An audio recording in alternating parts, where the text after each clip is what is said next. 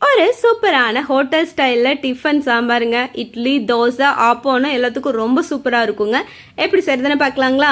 இதுக்கு கடாயில் 3 table spoon oil, 6 வரமிளகாய், 3 டேபிள் ஸ்பூன் அளவுக்கு வரமல்லி, 1 டேபிள் ஸ்பூன் சீரகம், 1 டேபிள் ஸ்பூன் கடலைப்பருப்பு, 2 டேபிள் ஸ்பூன் அரிசி, 1 டேபிள் ஸ்பூன் சீரகம், ஒரு 1/4 டேபிள் ஸ்பூன் அளவுக்கு வெந்தயம் சேர்த்து நல்லா வதக்கிக்கோங்க.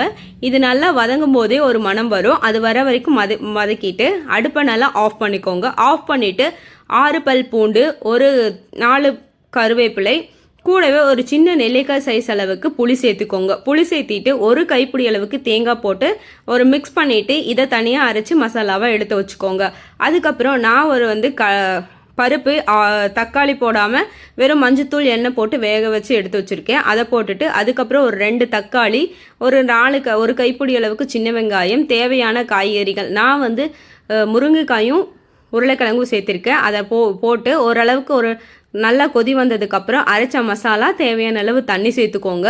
கூடவே உப்பு சேர்த்திக்கோங்க. உப்பு சேர்த்து ஒரு 15 மினிட்ஸ் சிம்மிலேயே வச்சு வேக விடுங்க. இது நல்லா மேலே எண்ணெய் பிரிஞ்சு வரும். பிரிஞ்சு வர ஓரத்துக்கு பெருங்காயத்தூளும், தேவையான அளவு உப்பு, கொஞ்சமாக வெல்லம் சேர்த்துக்கோங்க. வெல்லம் சேர்த்துனது எதுக்காகன்னா டேஸ்ட்டை நல்லா என்ஹென்ஸ் பண்ணி கொடுக்கும்.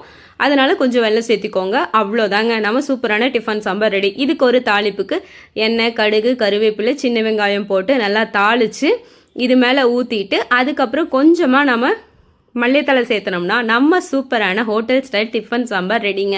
இது ரொம்பவே டேஸ்ட்டாக இருக்கும். கண்டிப்பாக ட்ரை பண்ணுங்கள். பிடிச்சிருந்தா லைக் பண்ணுங்கள், ஷேர் பண்ணுங்கள், கமெண்ட் பண்ணுங்கள். தேங்க்யூ.